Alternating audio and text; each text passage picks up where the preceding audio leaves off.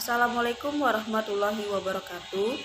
Perkenalkan, nama saya Nur Fadila, NPS 1931060110, Prodi Tasawuf dan Psikoterapi. Di sini saya akan mereview jurnal yang berjudul tentang makna kematian orang tua bagi remaja. Nama penulis Nur Hidayati Lisa Sairan. Tahun terbit 2014. Yang pertama yang saya akan jelaskan yaitu latar belakang. Kematian merupakan bagian yang tidak terlepas dari kehidupan manusia. Kematian merupakan fakta hidup. Setiap manusia di dunia pasti akan mati. Kematian tidak hanya dialami oleh kaum lanjut usia, tetapi juga oleh orang-orang yang masih muda, anak-anak, bahkan bayi. Seseorang dapat meninggal karena sakit, usia lanjut, kecelakaan, dan sebagainya. Jika seseorang meninggal dunia, peristiwa kematian tersebut tidak hanya melibatkan dirinya sendiri, namun juga melibatkan orang lain, yaitu orang-orang yang ditinggalkan. Kematian dapat menimbulkan penderitaan bagi orang-orang yang mencintai orang tersebut. Kesedihan yang mendalam, peristiwa kematian juga mempengaruhi proses perkembangan. Hal ini dikarenakan kematian itu menimbulkan duka yang mendalam bagi remaja. Dan rasa duka itu menyebabkan munculnya penolakan, tidak mampu menerima kenyataan, perasaan tidak rela. Adapun faktor yang menyebabkan rasa duka yang dialami subjek, yaitu hubungan individu dengan almarhum, proses kematian, jenis kelamin orang yang ditinggalkannya, latar belakang keluarga, dan dukungan sosial. Kemudian dasar teori. Kematian merupakan fakta biologis, akan tetapi kematian juga memiliki dimensi sosial dan psikologis. Menurut Ismail mengatakan bahwa secara medis kematian dapat dideteksi, yaitu ditandai dengan berhentinya detak jantung seseorang. Menurut Sibab mengatakan bahwa kematian memutuskan segala kelezatan di duniawi.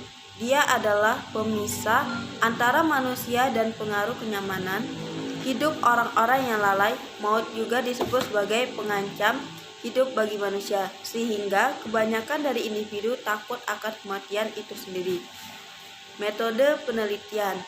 Dalam metode penelitian ini bertujuan untuk mengetahui makna kematian orang tua bagi remaja. Pendekatan yang digunakan adalah pendekatan kualitatif. Adapun pendekatan kualitatif digunakan untuk mengeksplorasi dan memahami proses atau kejadian, suatu fenomena atau suatu konsep yang terlalu kompleks untuk diuraikan variabel yang menyertainya. Contoh kasusnya yaitu responden pada penelitian ini berjumlah 10 orang dengan karakteristik sebagai berikut. Yang pertama, remaja laki-laki dan perempuan yang meninggal salah seorang dari orang tuanya. Yang kedua, berusia antara 14 sampai 20 tahun karena sudah mampu mendeskripsikan tentang kematian. Yang ketiga, remaja yang sudah meninggal salah satu maupun kedua orang tuanya.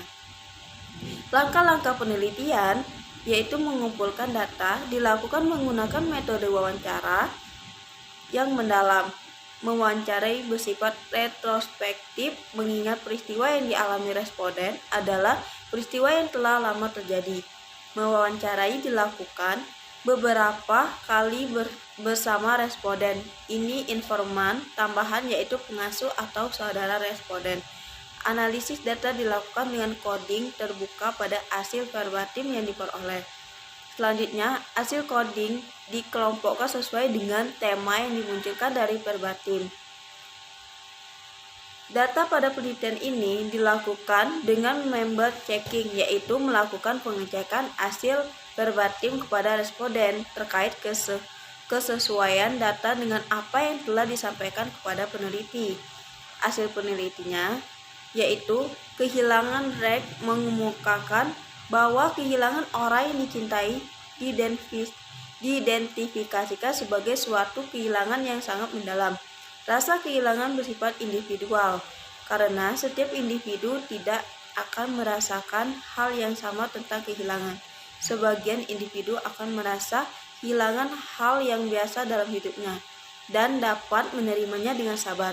Individu yang tidak mampu menerima kehilangan orang yang disayang dalam hidupnya akan merasa sendiri dan berada dalam keterpurukan. Dari hasil wawancara keseluruhan terhadap 10 orang subjek mengungkapkan bahwa makna kematian orang tua adalah kehilangan. Adapun kehilangan yang dirasakan oleh remaja meliputi kehilangan perhatian dan kasih sayang, kehilangan figur yang dapat dijadikan sebagai panutan atau model, kehilangan pelindungan atau rasa aman, serta kehilangan teman berbagi, kehilangan keutuhan keluarga, serta kehilangan arah.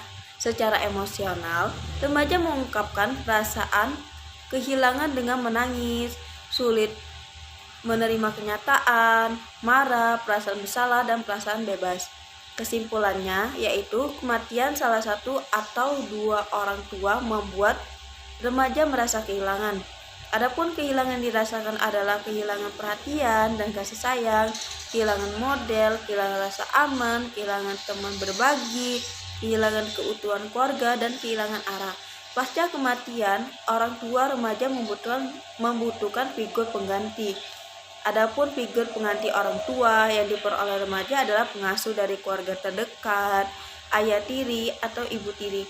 Figur pengganti yang berfungsi dengan baik akan memperoleh perilaku sosial yang bertanggung jawab dari kemandirian secara emosional. Sedangkan figur pengganti yang tidak berfungsi dengan baik akan menghasilkan penyimpangan perilaku sosial dan gangguan moral.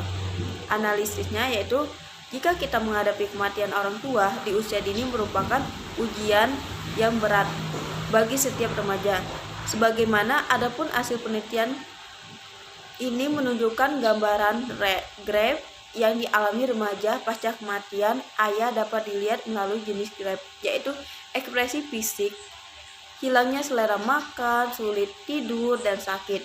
Ekspresi kognitifnya yaitu dia merasakan kebingungan, tidak percaya diri, dan ketergantungan pada kenangan yang mengenang ayahnya. Ekspresi afektif, putus asa, dan perasaan sedih, yaitu ekspresi tingkah laku, menarik diri dari lingkungan yang melalui tahap grief, yaitu tahap awal seperti tidak percaya dan bingung, serta mengekspresikan perasaan melalui menangis, yang berlangsung lebih kurang 2 minggu. Tahap pertengahan seperti perilaku obsesif dengan mengulang kenangan saat bersama ayah berlangsung lebih dari 2 minggu hingga 1 tahun, dan tahap keluarganya berlangsung serta 1 tahun. Itulah penjelasan dari jurnal Nur Hidayati. Jika ada yang salah saya mohon maaf. Terima kasih. Assalamualaikum warahmatullahi wabarakatuh.